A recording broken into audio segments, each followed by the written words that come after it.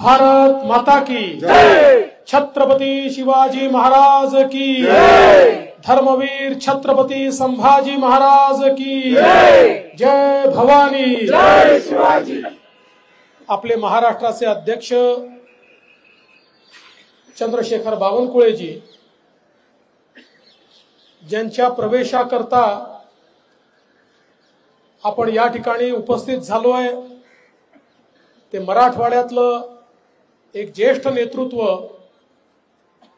माननीय श्री बसवराज पाटीलजी, त्याचप्रमाणे करमाळ्यातल्या अतिशय संघर्षशील अशा आमच्या रश्मीताई बागल, दिग्विजयजी बागल या प्रवेशाकरता उपस्थित असलेले केंद्रीय मंत्री श्री खुबाजी, रणजित सिंह नाईक निंबाळकरजी, रणजित दादा मोहिते पाटीलजी, राणा जगजीत सिंगजी, अभिमन्यू पवारजी, रमेश अप्पा कराडजी, हर्षवर्धन पाटीलजी,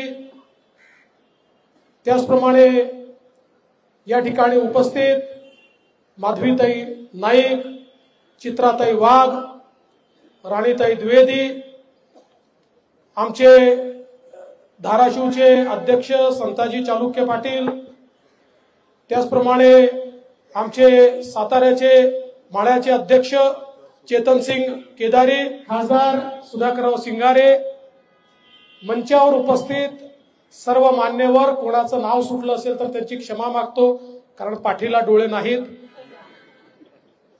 आणि उपस्थित सर्व माझ्या भगिनी आणि बंधूंनो, आज भारतीय जनता पक्षाकरता हा अत्यंत महत्वाचा दिवस आहे की बसवराज पाटील यांच्यासारखा एक जुना आणि जाणता नेता, ज्या नेत्याने मराठवाड्यामध्ये काँग्रेसला बळ दिलं आणि धाराशिव असेल, लातूर असेल, तिकडे सोलापूर असेल, इकडे नांदेड असेल, अशा सगळ्या भागांमध्ये ज्यांनी अनेक कार्यकर्ते उभे केले, एक संघटन उभं केलं, 40 वर्ष अत्यंत प्रामाणिकपणे पक्षाची सेवा केली, 5 वेळा आमदार, मंत्री, विविध पदांवर काम केलं, पण हे सगळं करत असताना त्यांनी कधीही जमीन सोडली नाही,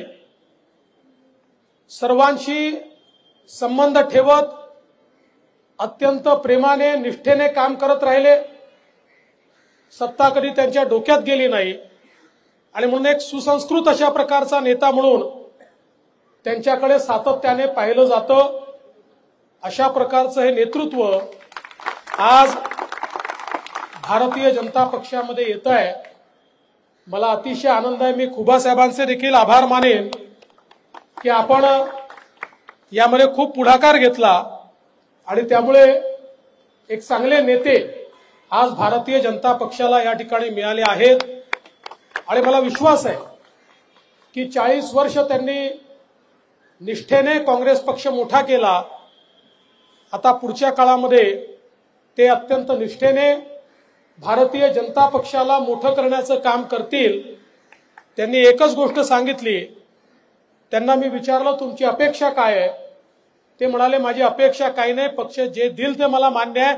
मला एवढंच या ठिकाणी वाटतं की मोदीजी ज्या प्रकारे भारताला विकसित भारतामध्ये परिवर्तित करतायत, मला देखील मोदीजींच्या सोबत काम करायचं आहे, तुमच्या सगळ्यांसोबत काम करायचं आहे, देशाच्या मुख्यधारेमध्ये काम करायचं आहे.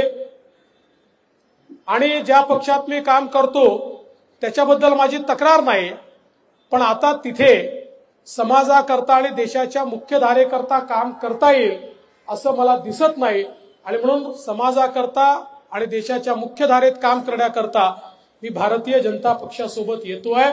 आणि त्यांनी आज प्रवेश घेतला आणि त्यांच्यासोबत हजारो लोक प्रवेश या ठिकाणी आज जरी उपस्थित नसले तरी आम्ही मोठा कार्यक्रम करणार आहोत आणि त्यामध्ये ते निश्चितपणे घेणार आहेत. मी त्यांचं मनपूर्वक स्वागत करतो. रश्मीताईंचं देखील मी मनापासून स्वागत करतो। बागल साहेबांनी तालुक्यामध्ये एक मोठं नेतृत्व केलं, आमदार म्हणून, मंत्री म्हणून, सहकाराच्या क्षेत्रामध्ये एक मोठी फळी त्यांनी उभी केली। मला त्यांच्यासोबत काम करण्याची संधी मिळाली आणि खऱ्या अर्थानं एक सर्वसामान्यांकरता, शेतकऱ्यांकरता जमिनीवर काम करणारा व्यक्ती अशा प्रकारची त्यांची एक प्रतिमा होती। आणि बागल साहेबांनंतर रश्मीताईंनी तोच वसा घेतला आणि संपूर्ण कार्यकर्ते, नेते एकत्रित ठेवत, त्यांची मोड बांधत, अतिशय विपरीत परिस्थितीमध्ये देखील संघर्ष करत रश्मीताई सातत्याने काम करत राहिल्या। आणि आम्हाला अतिशय आनंद आहे की आमचे रणजितदादा त्यांच्या मागे होते की त्यांनी भारतीय जनता पक्षात प्रवेश करावा, आमची सगळ्यांची इच्छा होती आणि त्यांनी तो निर्णय घेतला। आणि या ठिकाणी सांगितलं पाहिजे की कुठलीही अट त्यांनी निर्णय घेताना या ठिकाणी ठेवली नाही। पूर्ण विश्वास भारतीय जनता पक्षावर त्यांनी टाकला की यांच्यासोबत गेल्यानंतर आपली चिंता हे करतील, एवढंच मनामध्ये ठेवून त्यांनी भारतीय जनता पक्षामध्ये प्रवेश केलेला आहे।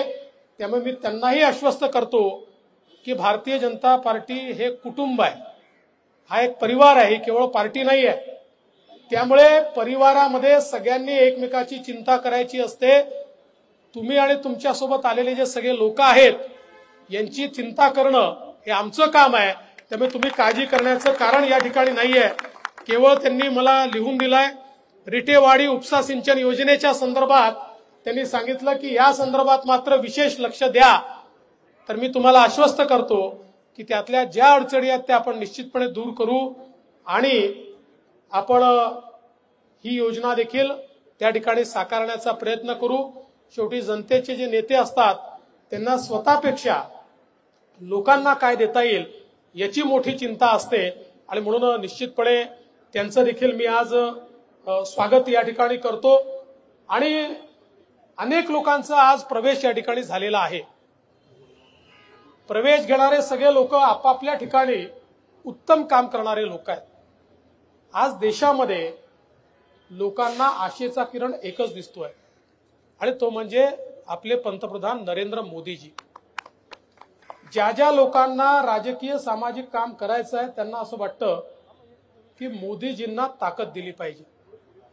ईश्वराच्या आशीर्वादाने असे नेते कुठल्या राष्ट्राला भेटतात जे केवळ राष्ट्राचा विचार करतात आणि ज्यांच्या नेतृत्वात राष्ट्र हे सर्वोच्च पदाकडे आगेकूच करतं।